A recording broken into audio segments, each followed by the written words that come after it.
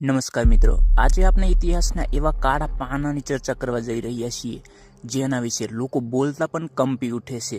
ભારતના ઇતિહાસમાં પહેલીવાર એવો ભયાનક સમય આવ્યો હતો કે લોકો દિલથી પ્રાર્થના કરતા હતા, આવું ફરી ક્યારે ન બને તો સારું. એવો સમય આવ્યો હતો જ્યારે માણસો પોતાની ભૂખ પૂરી કરવા માટે પોતાના જ સંતાનોને વેચી નાખ્યા, ઝાડોની છાલ અને સૂકા પાંદડા ખાવા મજબૂર બન્યા. ચારે તરફ નજર ફેરવતા અનાજનો એક દાણો પણ દેખાતો ન હતો અને પાણીની એક બૂંદ માટે લોકો તરસી રહ્યા હતા. હા મિત્રો, આપણે એ ભયાનક દુષ્કાળની વાત કરી રહ્યા છીએ જેને એક સમયગાળા દરમિયાન અડધા ભારતને પોતાની ક્રૂર પકડમાં લઈ લીધું હતું અને જે હંમેશા માટે ઇતિહાસના કાળા પાનાઓમાં નોંધાઈ ગયું છે. સપન્યો કાળ ભારતના ઇતિહાસમાં આવેલો સૌથી ગંભીર દુષ્કાળોમાંનો એક હતો. ખાસ કરીને રાજસ્થાન, ગુજરાત અને મધ્ય ભારતના અનેક વિસ્તારોમાં તેને ભયંકર વિનાશ કર્યો હતો.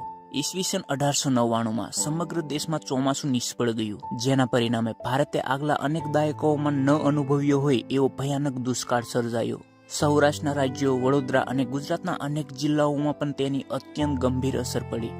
આ વિનાશક ઘટનાએ વ્યાપક ભૂખમરો, રોગચાળો, વસ્તી વધારો અને સામાજિક આર્થિક સંકટને જન્મ આપ્યો, જેના કારણે પશ્ચિમ ભારતની સામૂહિક સ્મૃતિ પર અચૂક અને કાયમી છાપ પડી. આ દુષ્કાળનો સૌથી વધુ ફટકો નાના ખેડૂતો, કારીગરો અને જમીન વિહોણા મજૂરોને પડ્યો. અનાજ અને ઘાસચારાની ભયંકર અછત સર્જાતા આશરે 20 લાખ ઢોર મૃત્યુ પામ્યા. ક્યાંક વરસાદ અત્યંત ઓછો પડ્યો અને ક્યાંક તો પડ્યો જ નહીં, જેના કારણે અનાજના પાક સંપૂર્ણપણે નિષ્ફળ ગયા અને ગંભીર દુષ્કાળની સ્થિતિ ઊભી થઈ. અનાજના અભાવે ગરીબ લોકોએ ઝાડના પાંદડા અને કંદમૂળ ખાઈને જીવન ચલાવવું પડ્યું. આ દુષ્કાળ દરમિયાન પાક નિષ્ફળતાને કારણે અંદાજે 90 લાખ લોકોના મૃત્યુ થયા હતા. લોકો શહેરોમાં સ્થળાંતર કરવા લાગ્યા, પરિણામે અનેક ગામડા ખાલી થઈ ગયા. ચોરી, લૂંટ અને અરાજકતા પણ વધવા લાગી હતી. આ દુષ્કાળે કુલ 5 વર્ષ સુધી હાહાકાર મચાવ્યો. પ્રથમ 2 વર્ષ ઈસવીસન 1897 અને 1898માં અમુક વિસ્તારમાં મર્યાદિત રહ્યો, છતાં લોકો આપત્તિ સામે સંઘર્ષ કરી રહ્યા હતા. ત્યારબાદના 2 વર્ષ 1899 અને 1900માં તો લગભગ પોણું ભારત આ કાળમુખા દુષ્કાળની ગિરફ્તમાં આવી ગયું. 5મા વર્ષમાં એટલે કે 1901 પછી પરિસ્થિતિ ધીમે ધીમે કાબૂમાં આવવા લાગી. રાજાઓ અને બ્રિટિશ સરકારે રાહત કાર્યો શરૂ તો કર્યા, પરંતુ તે અત્યંત અપૂરતા હતા. વિવિધ જ્ઞાતિ પંચોએ ગરીબ જ્ઞાતિ બંધુઓ માટે 1 ટક ભોજન પૂરું પાડવાના રસોડા શરૂ કર્યા. મુંબઈના કચ્છી વેપારીઓએ પોતાના ગામોમાં અનાજની દુકાનો ખોલી નાખી. કચ્છના રાજાએ આશરે 49,000 લોકોને રાહત કાર્યોમાં રોજગાર આપ્યો અને 5,000 લોકોને મફત સહાય પૂરી પાડી. તેમ છતાં બ્રિટિશ અધિકારીઓએ બહુ ઓછી મદદ કરી, કારણ કે તેઓને ભય હતો કે ભારતીયો સહાય પર નિર્ભર બની જશે. આ દુષ્કાળની લાંબા ગાળાની વિનાશક અસર પાછળ એક મુખ્ય કારણ બ્રિટિશ શાસનની નિષ્ઠુર નીતિઓ હતી. દુષ્કાળગ્રસ્ત વિસ્તારોમાં રહેતા મોટા ભાગના લોકો બ્રિટિશ શાસન હેઠળ હતા. ભારતના British viceroy lord George Curzon પોતાના બજેટ વિશે વધુ ચિંતિત હતા. ભૂખે મરતા લોકોને મદદ કરવાથી તેઓ સરકાર પર નિર્ભર બની જશે, એવા ભ્રમના કારણે સહાય અત્યંત મર્યાદિત રાખવામાં આવી. પરિણામે બ્રિટિશ શાસન દરમિયાન લાખો લોકોને ભૂખે મરવા દેવામાં આવ્યા. ઉપરથી પાક નિષ્ફળ ગયા હોવા છતાં જમીન મહેસૂલમાં કોઈ છૂટ આપવામાં આવી નહીં.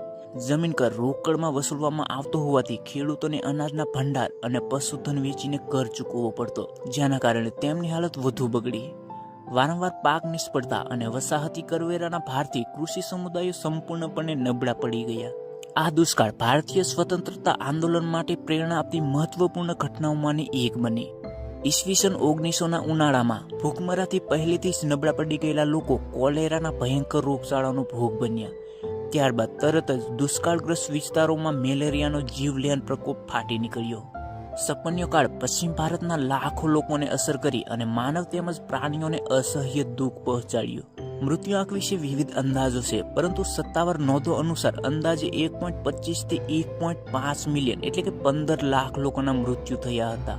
અનેક લોકો ખોરાક અને રોજગારની શોધમાં સ્થળાંતર કરવા મજબૂર બન્યા. સમગ્ર ગ્રામ્ય વસ્તી પર તેની વિનાશક અસર પડી અને અનેક ગામડા સંપૂર્ણપણે ઉજ્જડ થઈ ગયા. આ દુષ્કાળના પરિણામે અમદાવાદ, જયપુર અને બોમ્બે જેવા શહેરોમાં મોટા પાયે સ્થળાંતર થયું. સામાજિક માળખા તૂટી પડ્યા. ઘણા પરિવારોને જીવતા રહેવા માટે પોતાની જમીન, ઘરેણાં અને અહીં સુધી કે પોતાના બાળકો પણ વેચવા પડ્યા. દુષ્કાળના કારણે અનેક વર્ષો સુધી કૃષિ ચક્ર ખોરવાઈ ગયું.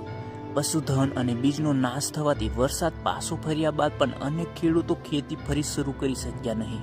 દુષ્કાળ દરમિયાન શાહુકારો પાસેથી લેવામાં આવેલા ભારે ઉધારને કારણે દેવું અને જમીન ગુમાવવાનો દર વધ્યો.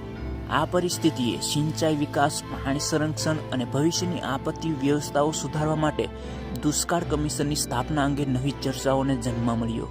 ઘણા ભારતીય નેતાઓએ ગ્રામ્ય દુઃખદ પરિસ્થિતિ માટે વસાહતી શાસનની નીતિઓને જવાબદાર ગણાવી. સપન્યકાળ 19મી સદીના અંતમાં બ્રિટિશ શાસન હેઠળ ભારતમાં આવેલા દુષ્કાળોની શ્રેણીમાંનો એક મહત્વપૂર્ણ ભાગ હતો.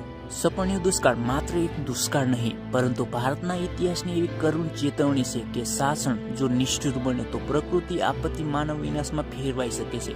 તો મિત્રો, જો તમને આ ઇતિહાસની જાણકારી સારી લાગી હોય તો વિડીયો લાઈક કરો, ચેનલને સબસ્ક્રાઈબ કરો અને આ વિડીયો વધુમાં વધુ લોકો સુધી પહોંચાડો. ફરી મળીશું એક નવી ઇતિહાસની કહાની સાથે. જય હિન્દ.